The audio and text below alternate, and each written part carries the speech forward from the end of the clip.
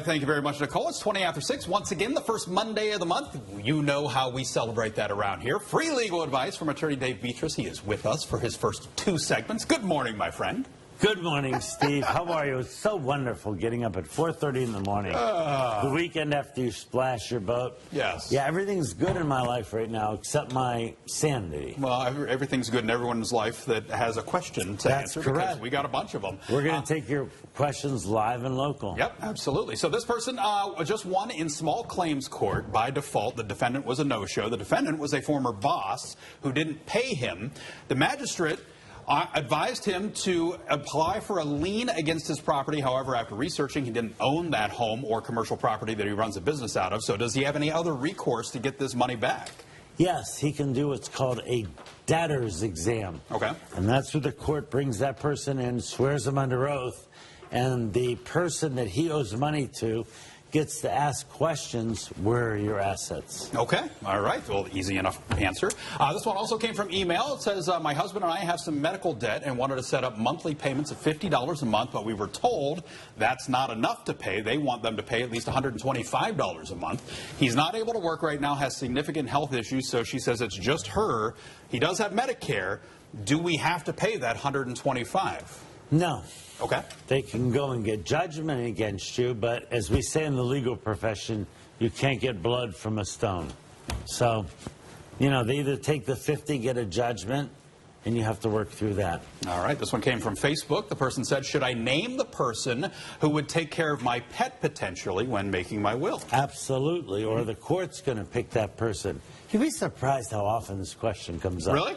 Yeah, people come up, they go, hey, I'm a little older. If I die, here's who I want to take care of my dog. I go, did you talk to that person? Did you let them know? They said, yeah, but yes, absolutely you want to name that. All right, this one also came from Facebook. The question is, do grandparents have any sort of rights after a divorce? It's like kissing your aunt, sort of. Okay. I'm just trying to give real-world examples. Right. So they will be able to still visit with their grandkids then, for the most part? For the most part, but it's an uphill struggle. All right. This one came from email. The person said, my parents' house is now in my name after purchasing it, but the mom still lives there. Does that make them safe in the home from anyone potentially coming after her in terms of medical, nursing home, or something like that, if something would happen to her? So they have a 5-year look-back period for Medicare. Mm-hmm. So if the mother got cash, you know, that cash they're going to look to. You have to become indigent before Medicare will pick up the cost of a nursing home. All right. This one came from Facebook this morning. Man, we are burning through questions today. Jeez, by the way, you can still call in live if you have any questions. Absolutely. This is a tenant property manager issue. The person asked, I feel like we get this question a lot, if repairs are not being done for months and months, what exactly can be done about that? This is actually the number 2 question I get asked most of. First one being trees.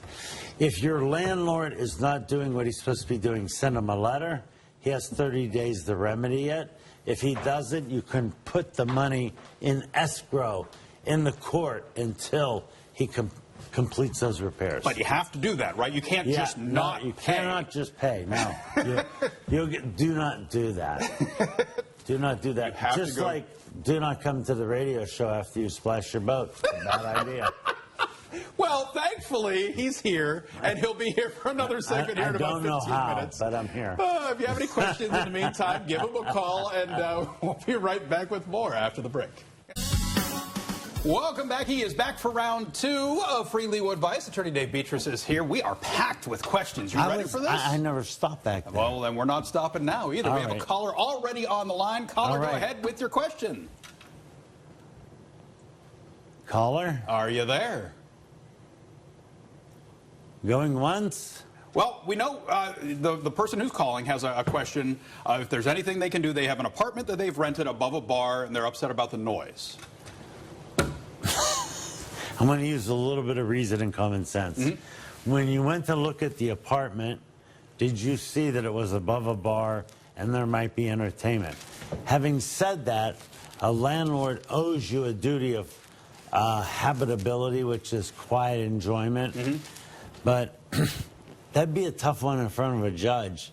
you knew it was above a bar. Yeah. And they had live entertainment. So he's got his work cut out for him. All right, this one came from email. It says, one of my neighbors owns a carpentry business and works late hours, which makes a lot of noise. I've asked him to keep it to normal working hours, but he does not do that. I don't want to call the police on him. Is that his only option, though, for a citation for any sort of recourse? So similar, like a noise complaint. Yeah.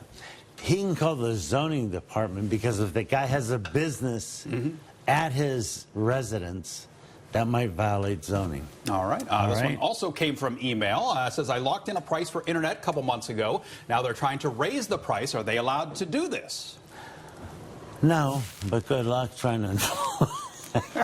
I mean, technically, no. If you already paid for it, you can enforce it, but they could be anywhere in the world with the internet. That's fair. I got news for people. Don't believe anything you read on the internet. There we go. There you go. How about that, Milena? All right, this one came from Facebook. It says, in my DRO, my ex was entitled to a certain amount. When he got his claim, it was $5,000 more. They won't tell me why, even though it is my retirement. Do I have a right to know why they raised that number? They say that she doesn't. So you have to look at the divorce decree. A divorce decree is the final judgment entry in which the judge splits all the property. My guess, caller, is that there's language in there where they can do that. But take your divorce decree to your lawyer and have them look at it. All right. This is a concert ticket question. It says, can someone take back concert tickets they purchased but downloaded to your AXS account, however, they are in this person's name?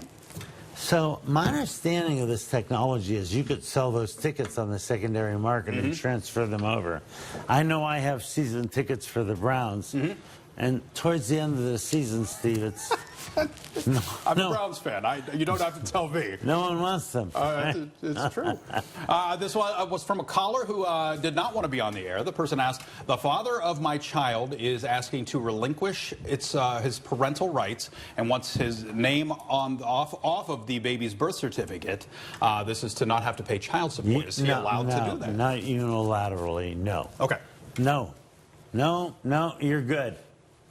All right. You're good. And I brought them in the donuts, yes, of course. We are well taken care of, as always. So we appreciate that. I caught a little bit of aggravation for missing last Friday. It wasn't from us, but I will say he did show up with double. After the show. That's correct. So more than made up for it, but you didn't have to do that. Thank you very much. Thank you so much.